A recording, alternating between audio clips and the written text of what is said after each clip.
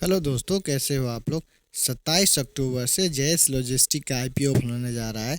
आज हम इस वीडियो में उस आईपीओ का रिव्यू करेंगे और जानेंगे कि हमें इस आईपीओ में अप्लाई करना चाहिए कि नहीं करना चाहिए। सबसे पहले हम इस आईपीओ का टाइमलाइन देखते हैं। यह आईपीओ ओपन होगा 27 अक्टूबर को, क्लोज हो जाएगा 29 अक्टूबर को। इसके शेयर हमारे डीमेट अकाउंट में लॉट हो जाएंगे 30 अक्टूबर को। बट ये कंपनी लिस्ट करेगी 3 नवंबर 2025 को शेयर मार्केट में। इसके ग्रे मार्केट प्रीमियम की बात करें तो 17 अक्टूबर तक कोई भी अभी ग्रे मार्केट प्रीमियम में डिमांड नहीं आया है। यदि कोई भी ग्रे मार्केट प्रीमियम में चेंजेस आते हैं तो मैं अपने टेलीग्राम चैनल, जिसका लिंक मैंने डिस्क्रिप्शन बॉक्स में दे रखा है, उसमें अपडेट कर दूंगा। तो प्लीज़ हमारा टेलीग्राम चैनल ज्वाइन करें ताकि आप कोई भी अपडेट मिस न कर सकें। ये कंपनी 2011 में इनकॉर्पोरेट हो गई थी, मतलब कि इस कंपनी को अपने सेक्टर में 14 साल काम करते हुए हो गए हैं। 14 साल का एक्सपीरियंस किसी भी कंपनी के लिए एक अच्छा खासा एक्सपीरियंस होता है। बेसिकली ये कंपनी विद इन इंडिया और क्रॉस बॉर्डर कार्गो का मूवमेंट करवाती है। ये कंपनी इंडो नेपाल कॉरिडोर और नेपाल के अंदरूनी इलाकों में भी कार्गो का मूवमेंट कराती है। ये कंपनी 3 प्रकार की सर्विस ऑफर करती है। पहला, गुड्स का मूवमेंट इंडिया के अंदर और उसके नेबरिंग कंट्री नेपाल, भूटान और बांग्लादेश में। दूसरा है पोर्ट हैंडलिंग। ये कंपनी कार्गो का लोडिंग ऑफलोडिंग कराती है पोर्ट्स पे, और वहां से ये कंपनी ट्रांसफर कराती है लैंड ट्रांसपोर्ट के थ्रू ये कार्गोज विद इन इंडिया और उसके नेबरिंग कंट्रीज में। तीसरा, ये कंपनी सप्लाई चेन को भी मैनेज करती है। ये कंपनी एडवांस टेक्नोलॉजीज का यूज़ करती है, जैसे कि जीपीएस ट्रैकिंग हो गया, और अब रियल टाइम विजिबिलिटी भी ये कंपनी मॉनिटर करती है। इस कंपनी का प्रेजेंस बहुत सारे सेक्टर में है, जैसे कि FMCG, retail, automotive and heavy equipment, manufacturing में, pharmaceutical, government and public services में भी इस कंपनी का। अप्रैल 2025 के अनुसार इस कंपनी के पास 42 परमानेंट एम्प्लॉय थे। कस्टमर वाइज रेवेन्यू की बात करें तो टॉप 5 कस्टमर से इस कंपनी का 57.4% रेवेन्यू 31 जनवरी 2025 के डेटा के अनुसार आया है, और टॉप 10 कस्टमर से 71.9% रेवेन्यू आया है। फाइनेंशियल ईयर 2023-24 में 57% रेवेन्यू इस कंपनी का टॉप 5 कस्टमर से आया था, और 69% रेवेन्यू टॉप 10 कस्टमर से आया था। कंट्री वाइज रेवेन्यू ब्रेकअप की बात करें तो इस कंपनी का 31 जनवरी 2025 के डेटा के अनुसार इंडिया से 42.9% रेवेन्यू आया है, और इंडिया नेपाल कॉरिडोर से 57.02% रेवेन्यू आया है। वहीं फाइनेंशियल ईयर 2023-24 से कंपेयर करके देखें तो इंडिया नेपाल कॉरिडोर से इस कंपनी का 68% रेवेन्यू आया था, और विद इन इंडिया से 31.9% रेवेन्यू आया था। अब हम कंपनी का फाइनेंशियल देख लेते हैं। हमारे पास फाइनेंशियल ईयर 2022 से लेके 2024 तक का डेटा है। एसेट्स की बात करें तो 21.3 करोड़ से बढ़ के 47.5 करोड़ हो गया है। टोटल इनकम यानी कि रेवेन्यू 51.3 करोड़ से बढ़ के 88.3 करोड़ का हो गया है। प्रॉफिट आफ्टर टैक्स की बात करें तो 96 लाख से बढ़ के 3.16 करोड़ हो गया है। नेटवर्थ की बात करें तो 3.77 करोड़ से बढ़ के 8 करोड़ हो गया है। रिजर्व और सरप्लस की बात करें तो 3.2 करोड़ से बढ़ के 7.4 करोड़ हो गया है। टोटल बोरोइंग की बात करें तो 13.2 करोड़ से बढ़ के 27.1 करोड़ हो गया है।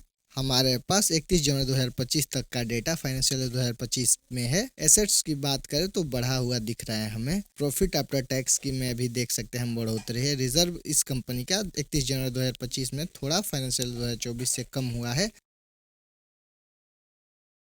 प्रॉफिट मार्जिन की बात करें तो फाइनेंशियल ईयर 2022 में 1.87% का था, जो अभी 31 जनवरी 2025 के अनुसार 4.7% हो गया है, जो कि एक पॉजिटिव चीज़ हमें दिखा रहा है। इस कंपनी का मार्केट कैपिटलाइजेशन 106.04 करोड़ का होगा। आरओई की बात करें तो 56.77% का है। आरओसी 27.23% का है।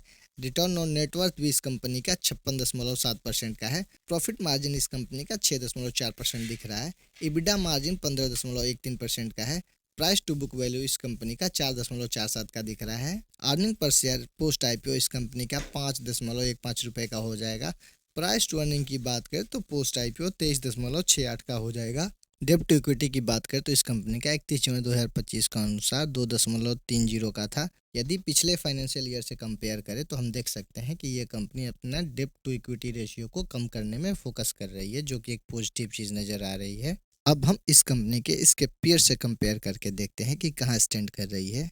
इसके peers company SJ logistic India limited, AGV logistic limited, Ritco logistic limited है। अर्निंग पर शेयर वाइज देखें तो ये कंपनी अपने पीयर्स में सबसे बॉटम पे दिख रही है। प्राइस टू अर्निंग इस कंपनी का 23 का है, जो अपने पीयर से कंपेयर करके देखें तो ठीक ठाक नज़र आ रही है। रिटर्न ऑन नेटवर्थ की बात करें तो ये कंपनी अपने सेक्टर में अव्वल नज़र आ रही है। नैब की बात करें तो ये कंपनी अपने पीयर से अव्वल नज़र आ रही है। टोटल रेवेन्यू वाइज देखें तो ये कंपनी अपने पीयर्स में सबसे छोटी कंपनी है, और मार्केट कैपिटलाइजेशन वाइज भी ये कंपनी अपने पीयर्स में सबसे छोटी कंपनी है। अब हम आईपीओ डिटेल देख लेते हैं। फेस वैल्यू इस कंपनी का 10 रुपये पर शेयर का होगा। इशू प्राइस बैंड की बात करते हैं 116 से लेकर 122 रुपये पर शेयर का होगा। लॉट साइज इस कंपनी का 1000 शेयर का है। सेल टाइप सारे के सारे फ्रेश इशू हैं, जो कि एक पॉजिटिव चीज़ है। टोटल इशू साइज इस कंपनी का 28.64 करोड़ का होगा। मार्केट के लिए इन्होंने 1.46 करोड़ रिजर्व रखा है। पब्लिक के लिए ये 27.17 करोड़ ऑफर कर रहे हैं। ये कंपनी एनएसई पे लिस्ट करेगी। आईपीओ रिजर्वेशन की बात करें तो क्यूआईबी को ये 50% शेयर ऑफर कर रहे हैं। रिटेलर के लिए इन्होंने 35% शेयर रिजर्व रखा है। एनआईआई को ये 15% शेयर ऑफर कर रहे हैं। लॉट साइज की बात करें तो इंडिविजुअल इन्वेस्टर 2 लॉट यानी कि 2000 शेयर के लिए अप्लाई कर सकते हैं, जिसका वैल्यू होगा 2,44,000। स्मॉल एचएनआई 3 लॉट यानी कि 3000 शेयर के लिए अप्लाई कर सकते हैं, और बिग एचएनआई 9 लॉट यानी कि 9000 शेयर के लिए अप्लाई कर सकते हैं, जिसका वैल्यू होगा 10,98,000 रुपये। प्रोमोटर्स होल्डिंग की बात करें तो पोस्ट आईपीओ प्रोमोटर्स के पास 71.22% शेयर रह जाएंगे। अब हम आईपीओ ऑब्जेक्टिव देख लेते हैं, मतलब कि ये कंपनी जो मार्केट से 28.6 करोड़ रेज कर रही है, उस पैसे का क्या करेगी।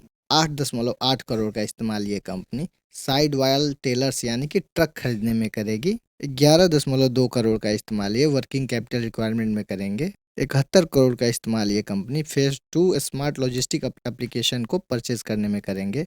बाकी बचे पैसे का इस्तेमाल ये जनरल कॉर्पोरेट पर्पस में करेंगे। कंक्लूजन देखने से पहले आपके घर में किसी भी फैमिली मेम्बर को फ्री में डीमैट अकाउंट जीरोधा ग्रो में खुलवाना है, तो उसका लिंक मैंने डिस्क्रिप्शन बॉक्स में दे रखा है। आप उस लिंक का इस्तेमाल करके फ्री में डीमैट अकाउंट खुलवा सकते हैं। कंक्लूजन की बात करें तो आरओसी इस कंपनी का 25 से ज़्यादा था, जो कि एक पॉजिटिव चीज़ था। हमने इस कंपनी का फाइनेंशियल देखा, जो कि साल दर साल बढ़ रहा था, जो कि एक पॉजिटिव चीज़ था। डेब्ट टू इक्विटी इस कंपनी का 2.3 का था, जो कि एक निगेटिव चीज़ है। लेकिन हमने देखा कि ये कंपनी डेब्ट टू इक्विटी रेशियो को कम करने में फोकस कर रही है, जो कि एक पॉजिटिव चीज़ था। हमने इस कंपनी को इसके पीयर से कंपेयर करके देखा तो अर्निंग पर शेयर वाइज ये कंपनी अपने पीयर से सबसे नीचे थी। बाकी पैरामीटर्स पे ये कंपनी अपने पीयर्स में अच्छी नज़र आई। ये कंपनी मुझे फाइनेंशियली और फंडामेंटली ओके नज़र आई।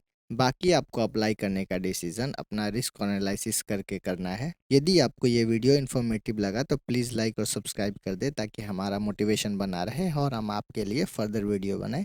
Thank you.